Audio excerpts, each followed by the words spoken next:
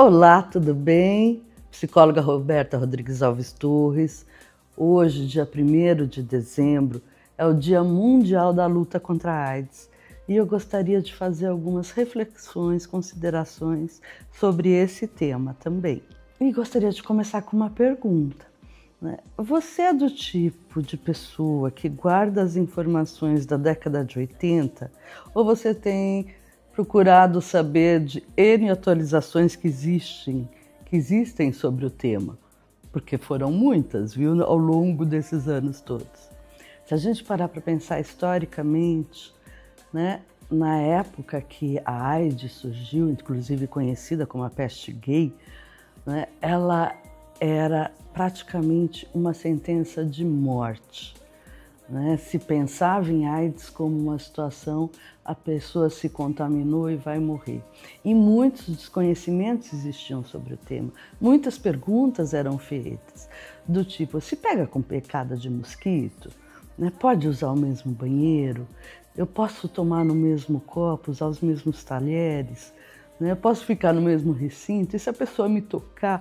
Eram tantos os medos que se tinham que o que aconteceu? Lógico, essas pessoas que também estavam vivendo essa situação e vivendo esse medo da morte, porque se dizia, né, se entendia, se sabia até então que seria o que iria acontecer com elas, estavam presas nessa dor e ainda vivendo toda uma discriminação, né, um afastamento das pessoas. Existe uma diferença entre AIDS e ser portador da HIV. Né? A pessoa que tem AIDS é aquela que desenvolve a síndrome da imunodeficiência adquirida. Então, são pessoas que vão desenvolver uma série de doenças, né, pela baixa do sistema imunológico. E a pessoa portadora do vírus HIV é aquela que não desenvolveu as doenças. Né, que poderiam, então, não desenvolver as doenças que poderiam desenvolver a AIDS. Ainda parando para pensar, muitas coisas foram realizadas nesse período. Né? Os gays, exatamente por vivenciarem essa discriminação, eles foram responsabilizados pelo início da AIDS. Eles começaram com oficinas de sexo seguro, conforme se foi conhecendo um pouco mais. Então, eles foram os grandes responsáveis, vamos dizer, para que esse número pudesse ser diminuído, inclusive entre eles. E se jogou em cima deles uma questão que existia, na verdade, um outro não cuidado. Né? Por exemplo, não se cuidava dos bancos de sangue. Muitas pessoas receberam o sangue infectado porque os bancos de sangue não faziam a testagem. Então, vejam quantas coisas foram mudando a partir de uma demanda totalmente necessária, né, mas que gerou todo um afastamento, né, se colocou à margem uma série de pessoas, porque ninguém sabia o que fazer. Né? Isso é extremamente comum. Né? Outras doenças, outras questões viveram esse tipo de situação. Muitas doenças tiveram esse mesmo estigma, né, de dificultar com que as pessoas pudessem conviver, por exemplo, a hanseníase, né, antigamente chamada de lepra. Né? Então, preconceito é uma coisa muito difícil, mas dá para entender com tanto desconhecimento. Por isso que eu faço a pergunta, você está a par dos conhecimentos atuais? Em 1996 surgiu o coquetel. Né? Com esse coquetel, as pessoas com o tempo de uso, a carga viral do vírus HIV dessa pessoa, ela foi se tornando indetectável. Não existe mais o HIV dentro do organismo dessa pessoa? Sim, existe, mas ele está num lugar onde ele não se prolifera mais. É como se ele tivesse sido encapsulado. Então, as pessoas passaram a ficar indetectáveis para o vírus HIV e com isso se voltou a falar em vida para essas pessoas, porque até então se falava, né, qual a sobrevida de uma pessoa com AIDS. E aí não se pergunta mais, né, qual é a sobrevida de uma pessoa com HIV, porque a pessoa com HIV ela vai ter o tempo de vida que, como todo mundo, ninguém conhece qual é. Na verdade, ser portador de HIV hoje significa ter uma doença crônica, né, como diabetes, como outras questões, e que você mantendo sob controle, né, as pessoas estariam protegidas, né, de desenvolverem a doença, e também se observou, e hoje se comenta isso, né, que a probabilidade de uma pessoa com HIV, né, e que seja indetectável, a probabilidade dela passar, transmitir para alguém o vírus HIV, está praticamente perto do zero. Né? Então, na verdade, hoje em dia, se a gente parar para pensar, pode ser muito mais seguro você ter uma relação com uma pessoa soropositiva indetectável do que você ter com uma pessoa soro-interrogativa, onde você não tem a mínima ideia qual é o resultado dela, do exame dela, né? E que muitas vezes as pessoas vão ter relação assim, porque olha para a cara e fala, não, ela não deve ter, essa pessoa não deve ter, e aí acaba tendo relações sem preservativo. O uso do preservativo passou a ser de extrema importância, né? É óbvio, né? Por quê? Porque você estava protegendo a pessoa, né, em havendo algum machucado, alguma questão, algum sangramento, né, e no contato com o esperma, ou mesmo com a lubrificação vaginal que poderia estar contaminada, né, isso para a pessoa que não está indetectável, né, poderia se passar, se transmitir.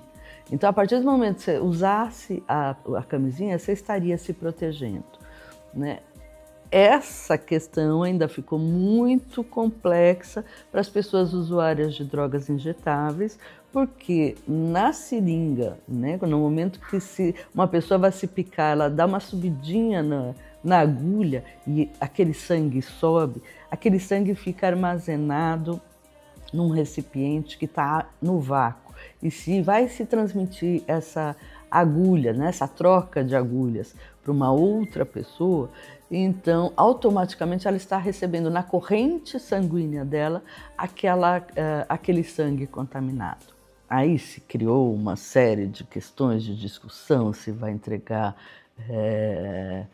seringas para as pessoas, aí ficou uma discussão política, social, né? Mas enfim, né? São questões que hoje já não se fala, porque isso se chamava um trabalho de redução dos danos, né? Se oferecia isso para que se reduzisse, que outras pessoas se contaminassem, já que era um ambiente em que as pessoas, a partir do momento que usavam drogas, elas não tinham mais a consciência de ver se, né, tem sangue, de limpar a seringa, né, porque isso sim protegeria. Então foi um jeito de se evitar um aumento distribuindo agulhas.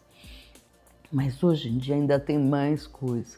Primeiro tem a PEP. Então a PEP, só para estar lembrando também, ela começou a ser utilizada principalmente para profissionais de saúde, né, que teriam de alguma forma corrido o risco de se expor ao vírus acompanhando uma pessoa com HIV.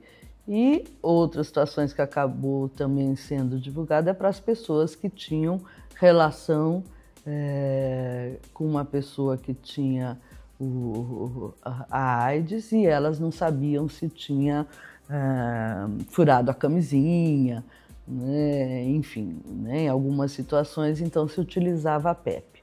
Aí nós temos também a PrEP, que é uma profilaxia que se usa pré-infecção. Então o que é essa PrEP?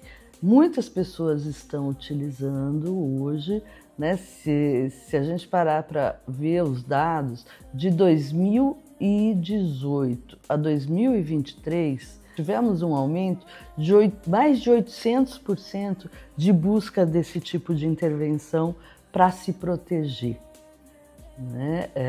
Então, para quem o que seria isso? Também seriam medicações que as pessoas tomam. A PrEP pode ser dada numa dose diária, né, para as pessoas que estão em atividade sexual, e pode ser dada também sobre demanda. Né? O que seria sobre demanda? São as pessoas que de alguma forma têm menos de 2 relações sexuais por semana, né, e que conseguem controlar qual é o dia que vai ter relação sexual em que ela possa correr algum risco, então ela pode tomar essa PrEP por demanda. Tá? Quando é indicado que se use isso? Né? Por exemplo, para as pessoas que vivem pegando algumas outras DSTs. Né? Então, assim, você está com riscos, está tendo uma certa frequência de se contaminar com doenças sexualmente transmissíveis, no geral, né? Teria uma indicação. Se você vira e mexe esquece de usar preservativo, né? Esquece, ou vê que num dado momento você decide tirar, é caso de usar, né, a PrEP. Se você todo momento vai atrás de tomar a PEP, essa profilaxia pós um possível contato. Então, se você está sempre indo lá porque achou que, né, precisava tomar, porque não sabe, então se está procurando demais, é caso de tomar PrEP. Toma antes, se protege antes, né, com coisas de uma forma onde você possa manter a sua segurança e a sua saúde. Né? Indicado também para pessoas que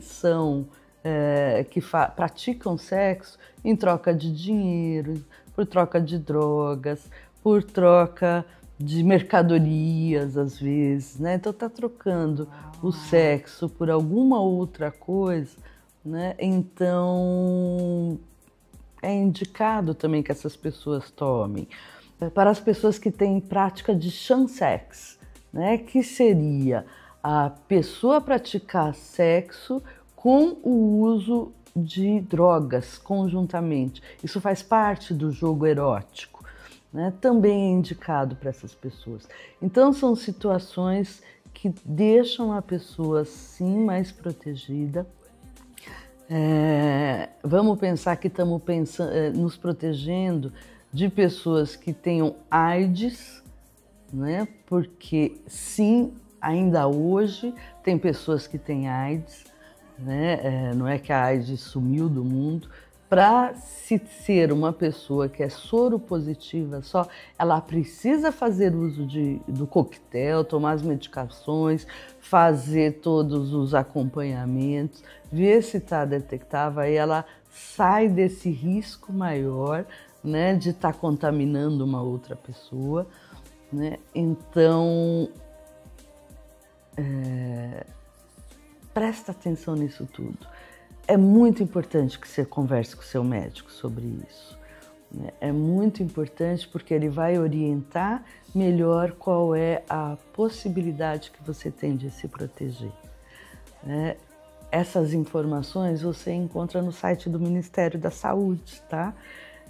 Mas gostaria de estar conversando com vocês porque acho que é muito importante que você possa pensar, né? Se você se protege, como você se protege, se você é uma pessoa que está ligada a preconceitos,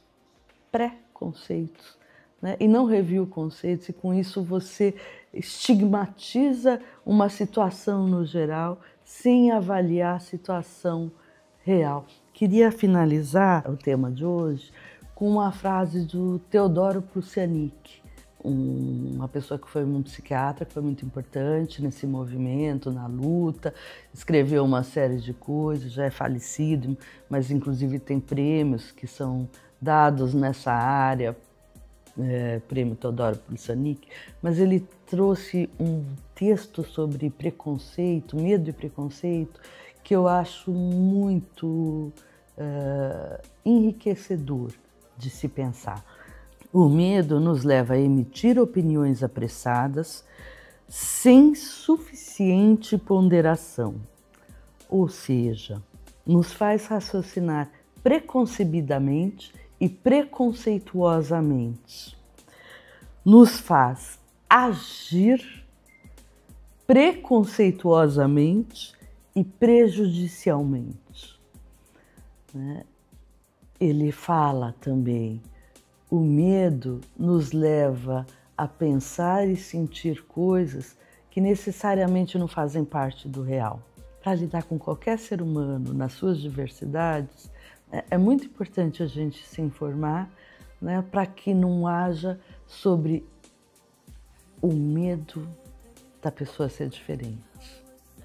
Vamos pensar sobre isso? Se gostou, deixa seu like, indique para amigos, inscreva no canal. Boa semana, beijo grande.